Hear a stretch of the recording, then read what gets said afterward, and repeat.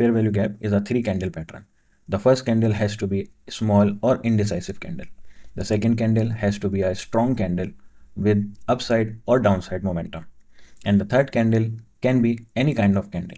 The only requirement is the wick of first candle should not overlap with the wick of the third candle. So this is your bullish fair value gap. Now you can see how price went up, gave this break of structure, came back into the fair value gap and exploded towards upside. Similarly, you can see the same pattern repeating here itself. Small candle, a one side big move candle, third candle.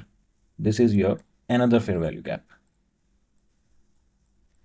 And this is your another fair value gap. This upside candle is indicating buyer's pressure. Came back down to grab the liquidity, went up. Showing buyer's pressure. Came back down, grab liquidity, went up. Now this is a bearish fair value gap example. First candle, second candle, third candle. Now see, there is this gap between these two candles. See this gap?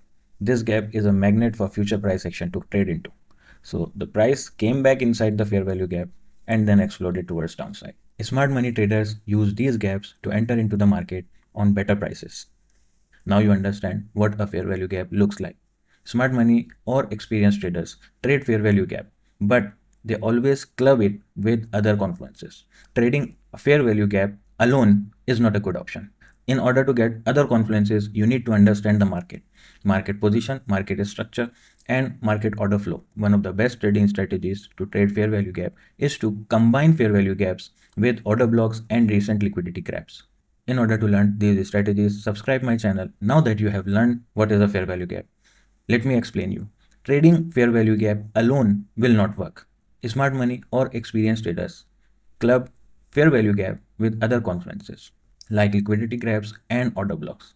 In order to learn what is liquidity, you can click on the I button.